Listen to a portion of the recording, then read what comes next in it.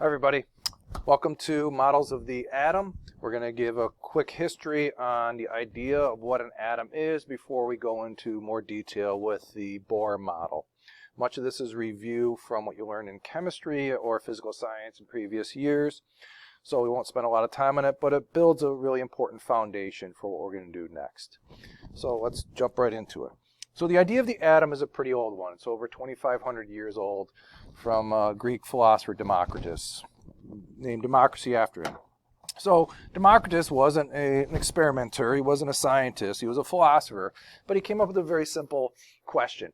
Could you take any piece of matter, split it in half, then take that half, split it in half, and keep going and going and going until you get the smallest piece of material, or would it go on for infinity?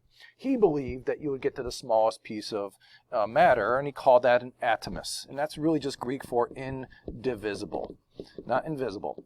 Okay? So it made sense to him and others of his kind that said, yeah, there is the smallest piece of matter. We don't know how big it is. We don't know anything about that, but it doesn't make sense to go to tinier and tinier pieces. So that idea, that's where the kernel of that idea started, at least in the Western world.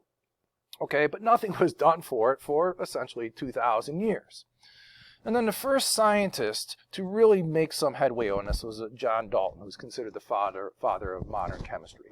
So he's working in the 1800s. He does some experiments with various elements and compounds, and he comes up with two important conclusions.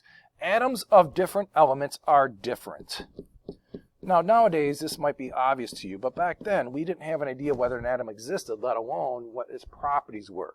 Okay, but he could say, if I understand that carbon is an element and I understand iron is an element, I can show experimentally that the atoms are different, maybe in terms of mass, etc., but they are not the same thing. And he could also show that atoms in the same element are identical. Okay, so if I have a sample of iron and it's made up of, let's say, 100 iron atoms, they're identical. You cannot tell one from the other. Okay? But when all is said and done, neither Democritus, let alone Dalton, had any idea of what the true nature of an atom is. They just postulated their existence. And Dalton gave us a pretty good idea that they do exist. So, we jump ahead to the late 1800s. And at this point, the idea that atoms exist is not really widely accepted. So a guy named J.J. Thomson, you may have remember him from chemistry, he gives us our first model of the atom, the plum pudding model. You're not going to be tested on this, but again, it's important for it. Essentially what Thomson did was he put a high voltage across a metal in a vacuum, and he saw that he got cathode rays to come out of it. Cathode rays is just another way of saying negatively charged particles or electrons. But the key thing is, in his plum pudding model, he says that the atom is no longer indivisible. In other words, atoms exist, but they're made up of smaller parts. So that completely shatters Democritus' idea, but it doesn't throw out the idea of atom. The idea of atom exists even though the literal interpretation is no longer valid. So what is the plum pudding model? He says that negatives, right, or electrons, are embedded in a positively charged region of much greater mass. So he knew that the atom had to be electrically neutral. That had been known for a long time. And if he finds that there are electrons that can be, if you will, ejected from an atom, and they're negatively charged, and we know that the atom is neutral, then there has to be an equal number of positive charge there. And we can also infer that the mass of the atom is primarily made up of the positives. But how they're distributed, they didn't have any idea, so this model is essentially what the plum pudding looks like. We have an overall neutral object with massive positives in there, but we don't know much more than that. Okay? And again, the total negative equals the total positive. So the first major breakthrough comes in 1910 through Ernest Rutherford. He didn't do the experiment. It was actually two of his grad students, but he worked out all the physics, the theory behind it, and that's why he won a Nobel Prize for it and why he still gets most of the credit for this experiment. So this is the famous gold foil experiment. Basically, he takes a source of particles, in this case alpha particles, because we had just recently discovered radioactivity. So an alpha particle is just a helium nucleus. Okay, I'm going to put a helium positive 2 because it has a charge of positive 2 and it's pretty bulky. So he puts it in a container so the nuclei or the alpha particles only come out that little hole out there. And he shines it at foil, and then he surrounds the foil with this fluorescent material that will glow if when particles hit it, charged particles hit it. So basically all he's doing is seeing how these scatter when they pass through the gold. Do they bounce back? Do they go straight through? Or do they go in different directions? So next to this, I have a little graph showing a sample of the data, okay, where we have the nucleus is this yellow area, and if we look at the particles coming out, we see a distribution. And so let's talk about that distribution. What he found is that almost all the particles pass through undeflected. Okay, a great majority of them. Let's say 90%. I'm just making that number up. The point is that we can infer, and this is perhaps the most startling thing, and I'm going to go to the implications right here, that greater than 99% of the atom is empty space. Now, I know you've learned that before, but it's through this experiment and the fact that most of those big old alpha particles pass through undeflected tells us that there's not much there. Okay? So not only is the atom divisible, it's mostly not there, which is strange. Other results from other experiments is a small percentage scatter at some angle, and a very few, less than 0.01%, bounce more or less straight back. Okay, and there's a famous quote associated with this that you can read right there, but that was equally startling that you could send an alpha particle straight back. Now, what I want you to understand is classically we think of, let's say this is just some nebulous nucleus, and that positive alpha particle, the positive 2's coming in, hitting it. It really doesn't hit it. There's nothing colliding. And we'll talk more about this in future lessons. But what you got to understand is the nucleus is positive, and especially since it's gold, there's a lot of positives there. And so really what's causing the scattering or the bouncing back is Coulomb repulsion.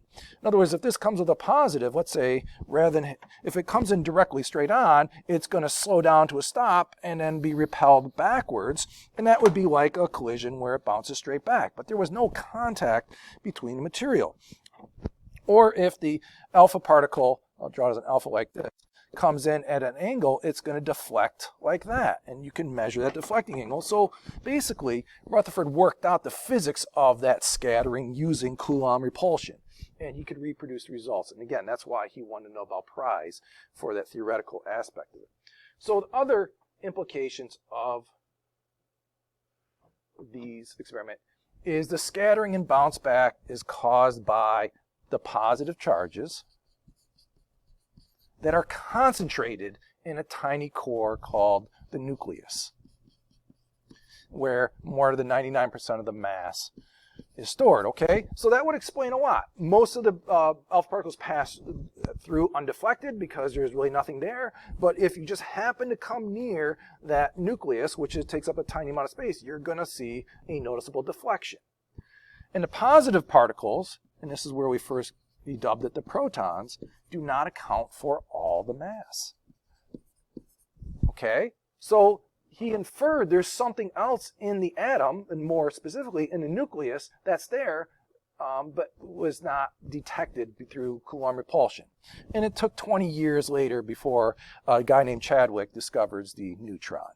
So we kind of knew that the neutron was there, neutrally charged, has a mass roughly the same as that as a proton, but it wasn't easy to discover. Again, it's not easy to discover because it has no charge, and neutral particles are very difficult to detect.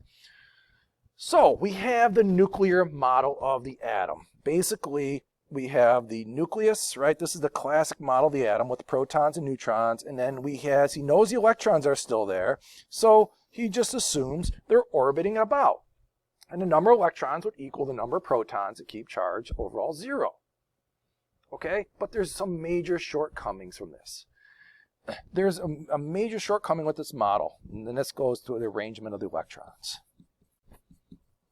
Okay, so the simple question is, all right, why do we have to have them orbiting? Well, if I put a negative right there with a positively charged nucleus, it's just going to accelerate in.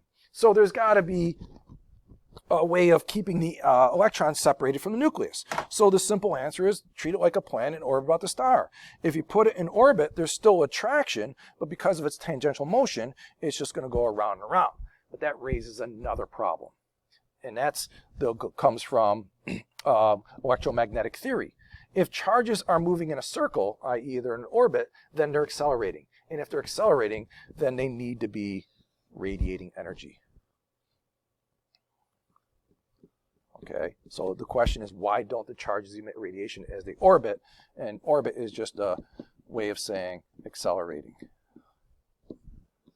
Okay, couldn't explain that, because if the electrons accelerated, if they're accelerating, they should give off energy. If they give off energy, then they can't have a stable orbit. The orbit will decay, and the electron will crash into the nucleus, and there's no more atom, or at least as we know it.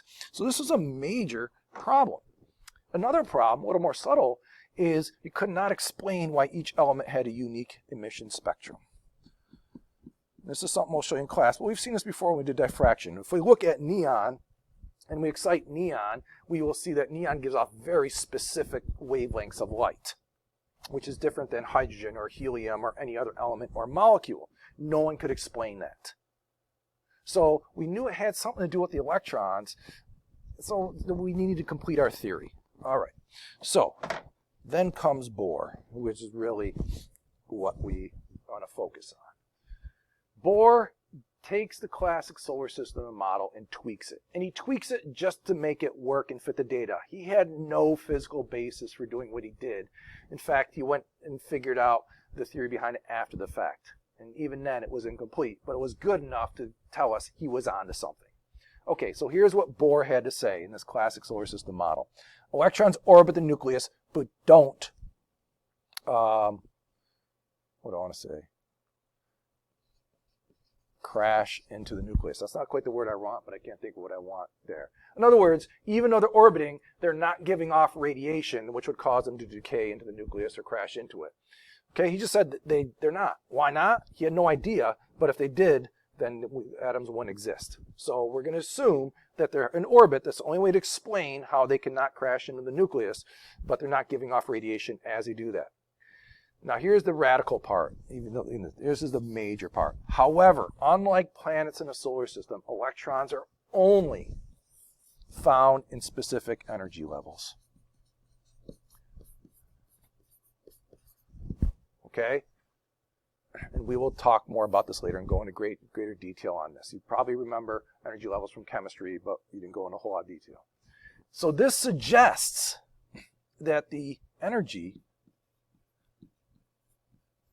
or if you will, that's one thing, or the orbits, there's two ways of looking at that, are quantized.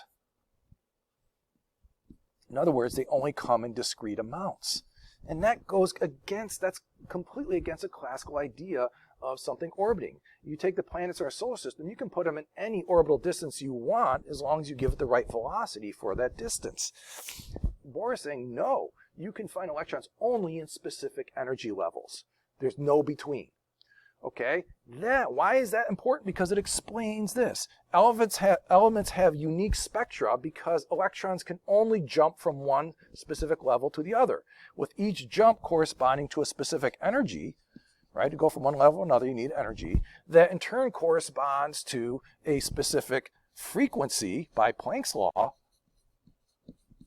okay, or wavelength, and a specific color. So we're going to really focus on that in greater detail.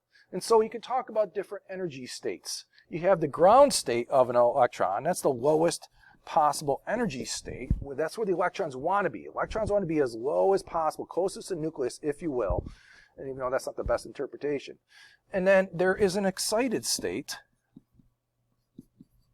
like you guys are in class most of the time, okay, where you're above the ground state, above the ground state due to an absorption of energy. In other words, if an electron absorption